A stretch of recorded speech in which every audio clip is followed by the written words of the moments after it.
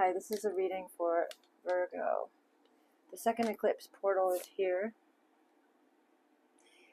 The second eclipse portal is here for 2024. So I'm going to be doing a reading focusing in on the energies of that lunation on September 17th. I believe it's at 10:34 Eastern Standard Time. Yep, 10:34. So I've got a little bit I wanted to read to you, Virgo, regarding your lunation on the 17th. It's a full moon in Pisces, but it's also a partial lunar eclipse. So Virgo, you could never say or do the wrong thing with the right person. Adopt this mentality when the eclipse illuminates your 7th house of commitment. For better or for worse, your connections from the past 6 months will be tested by this eclipse. These relationships could be romantic, platonic, familiar, or professional. Regardless of the type of relationship in question, it's time to reflect on whether or not you want to maintain this connection. It might be time to end some of your arrangements if they cause more stress than they're worth. However, the eclipse could also give you courage to take a partnership to the next level. It depends on what you want in your relationships. So this is hitting you in the 7th house, which is partnerships, the Libra house. And March 10th, 2024, we had the new moon in Pisces, and now September 17th, we're having the full moon in Pisces, so that marks that 6 months window of time that was mentioned in that summary for you, Virgo. So I'm going to get the surrounding energies for the Virgos. Let's get the surrounding. That's like the external influences. So ascended masters, archangels, only allow the beings of the highest white light to interact, guide, and protect the messages.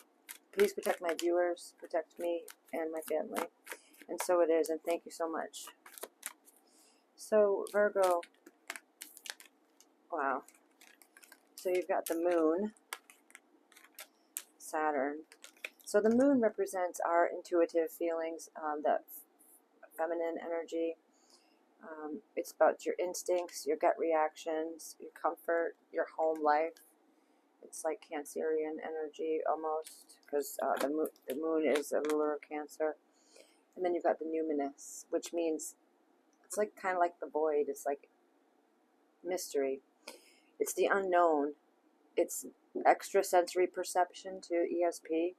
Psychic abilities, the cosmos, universal truth, oneness, source, the unnameable, inner knowing, ghosts, other worlds, space, enigma, the occult, and intuitive. So I feel like a lot of you Virgos are really tapped into your divinity and your ability to discern what's going on around you very quickly and intuitively, right on cue. Saturn is about wisdom. It's Cronus in Greek mythology.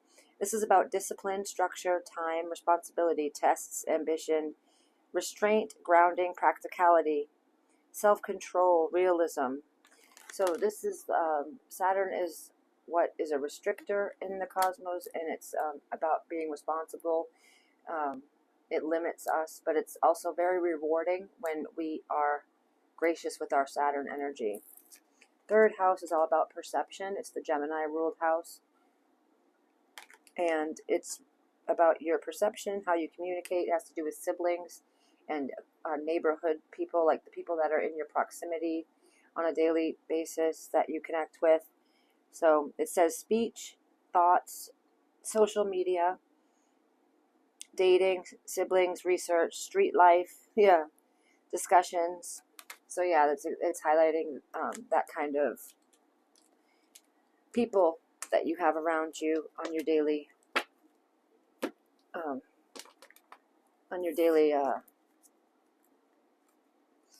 I can't think of the word I was going to say, sorry, daily grind, there we go. So you got 222, alignment, connections, friendships, yes, those kind of things. Romantic relationships, family ties. This is exactly what where the moon is hitting you, 7th house, it's describing all those kind of different relationships. That's exactly what I just was telling you. So how do you move forward towards your life's true calling, Virgo? Do what makes you happy. Your enthusiasm is what keeps you going. Follow your interests if it's piqued by something. Following these routes will help you discover your life's purpose. And I meant routes, following these routes, not routes. So 222 could be, the number 2 could be of importance to you. And 3 twos essentially will definitely have some importance to you now.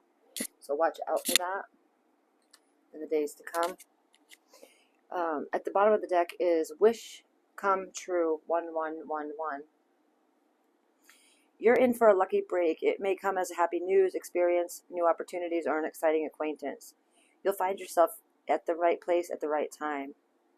It's not a coincidence, but a gift from fate. Interesting. So, Virgo, because you are very much connected to your ESP, extrasensory perception, I'm going to get a 6th instinct to see what your strongest extrasensory perception is at this time, what you can utilize for your abilities, and what you should know, what you should consciously focus on more. Show me for Virgos. What should they consciously focus on more for their ESP, for their 6th instinct? Thank you. Star seeds. Star seeds are advanced spiritual beings who process spiritual and scientific knowledge that date back hundreds of thousands of years. Starseeds are advanced spiritual beings who possess spiritual and scientific knowledge that date back hundreds of thousands of years. Hundreds of thousands of years. So what this is saying is you have a unique ability to perceive information from long, long, long ago. It's written inside of your DNA. You're encoded with the ancient knowledge and wisdom. And starseeds, a lot of you are. That just means that you're not from Earth, and a lot of people aren't. I mean, let's face it, we're opening up to a higher consciousness, and things are being questioned a lot more in our time. So it's up to what you believe and what psychic downloads you get from the universe and what your heart tells you. I want to see the tarot for Virgo. I'm going to pull you a Celtic cross. Show me for the Virgos for this time. This numinous, moon influenced, Satyrian, perceptive, communicative Virgo who's got starseed ancestry in their blood. What do they need to know at this time? What will benefit them to know at this time? Oh.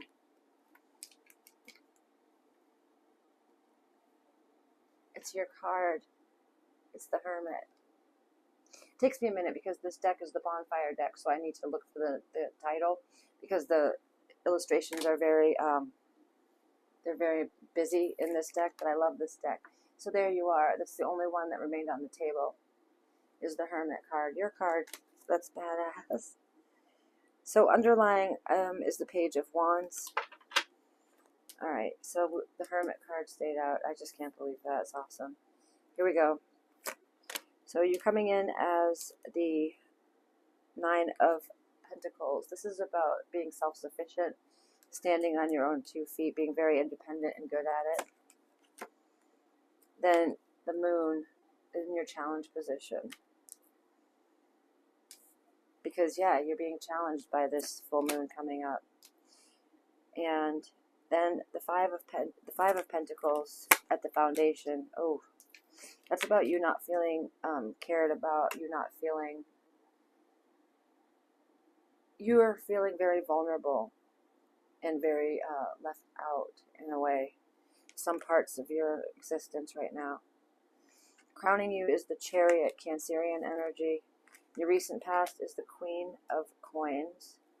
Your incoming energy is the Lovers, Gemini. Another descriptive of you is, Three of Swords. Oh, honey. Your external influences is the Ten of Cups. Hopes and fears is the Queen of Cups. And your potential outcome, the Ace of Swords. Alright.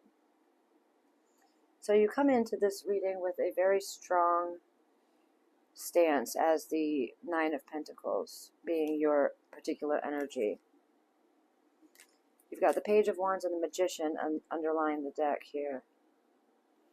Page of Wands is deliverer of messages, and the Magician is an archetype that is very much a creator, a co-creator with Source. What you speak about, you bring about. What you think about and talk about, you're manifesting. And the Magician is Gemini, Virgo energy. Now, challenging you is the Moon. So the Moon card that came out at the beginning says that the Moon is about instincts, nurturing, gut reactions, comfort. Nurturing and comfort, digestion, your home and family, your habits, your lineage, your privacy, your emotions, self-soothing moods, and mother. For some of you, this can take on a maternal influence, something that you're struggling with in your life, something, maybe you're literally having mother issues, or you could have issues with your mother at this time that are prevalent and are relevant for this, or it's about your emotionality with your relationships, which I feel like that's the most broad way to describe it for all of you, is that it's your emotionality and the way you relate to people. That is what is a challenge at this time, because you're learning how to discern between all the interwoven aspects between human beings. It's very intricate and it's very potent.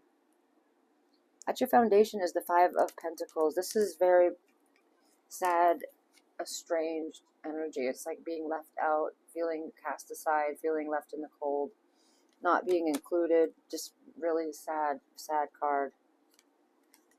So at the foundation, that's how you are feeling. And that's sad, I'm sorry.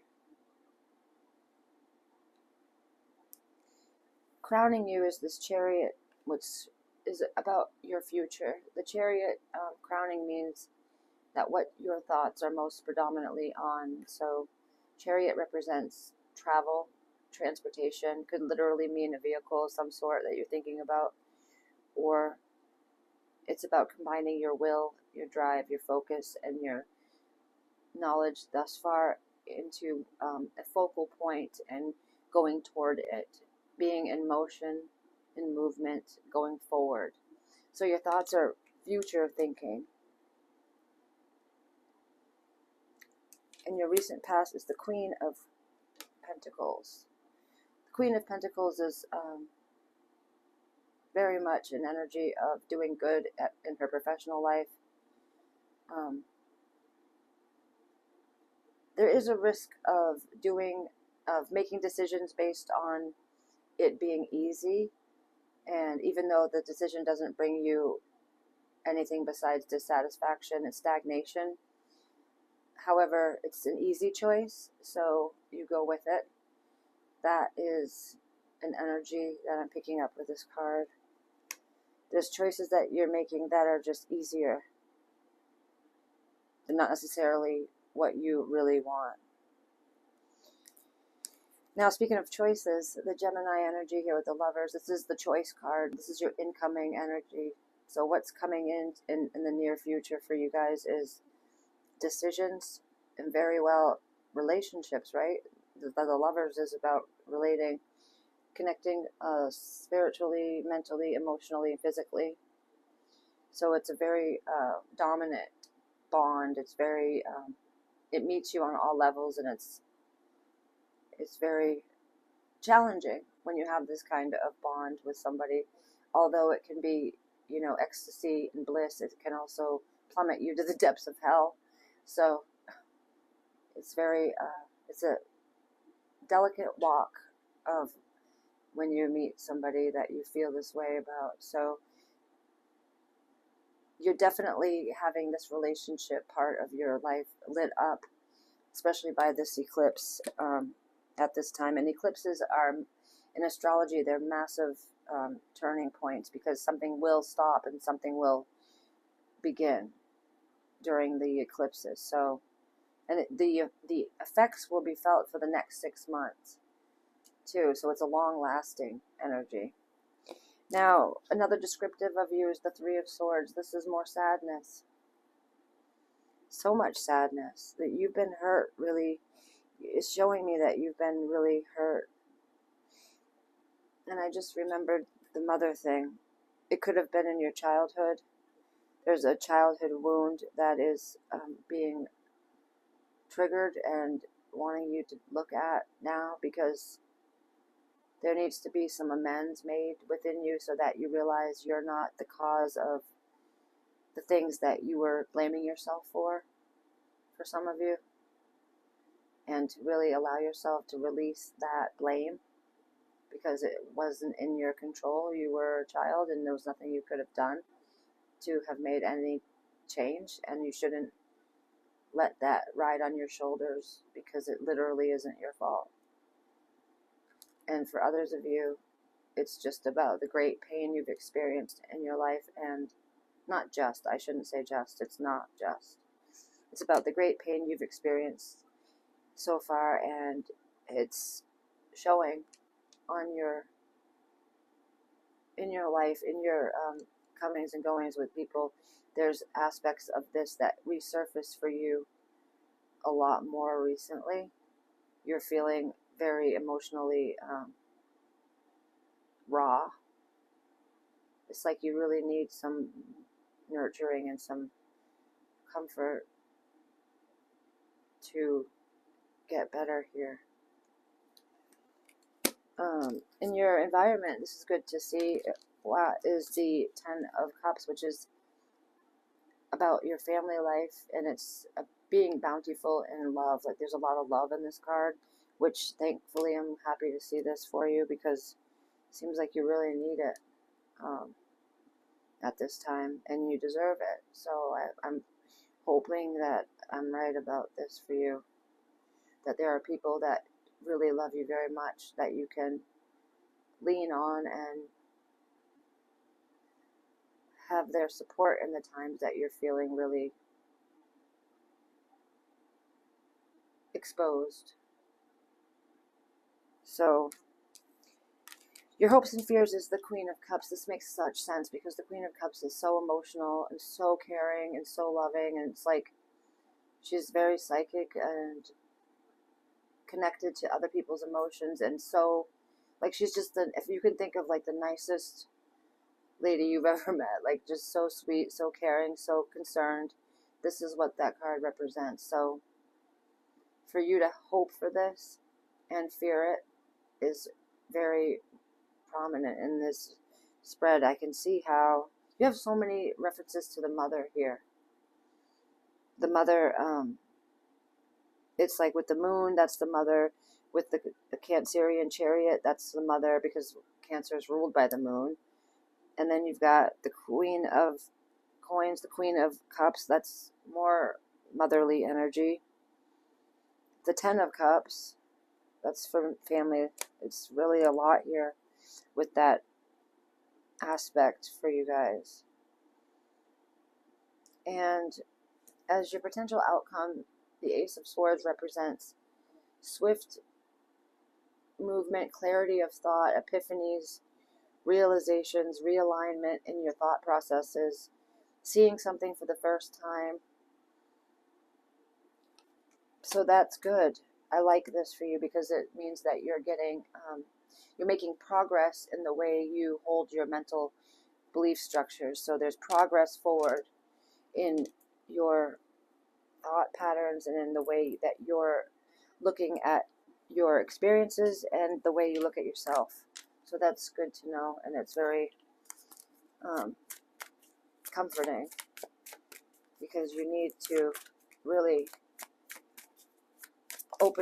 see the bigger picture, because you're missing something and you're scrutinizing with that Virgo analytical eye. It's too much and too hard on yourself.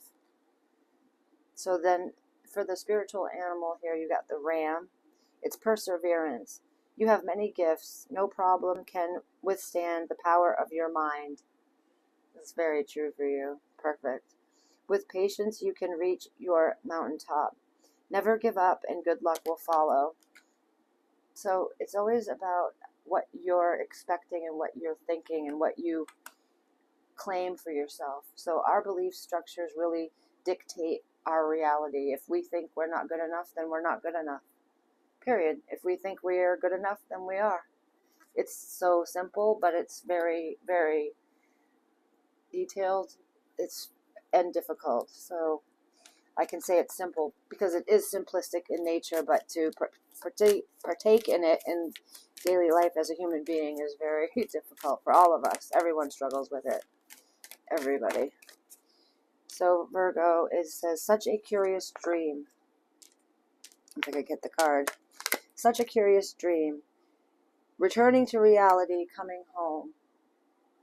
So some of you feel like you've been through something recently that really took you away from where you wanted to be.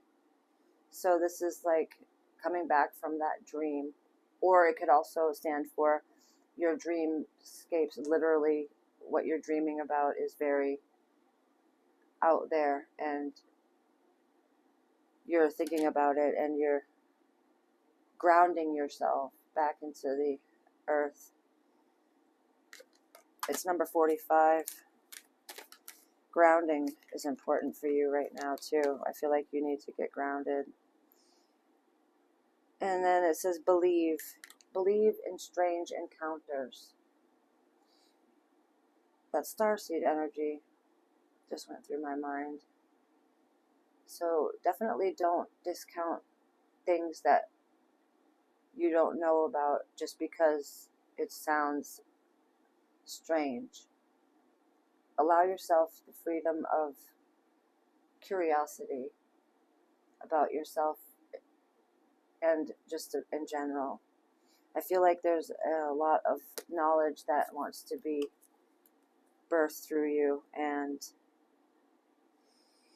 finally, it says mortality.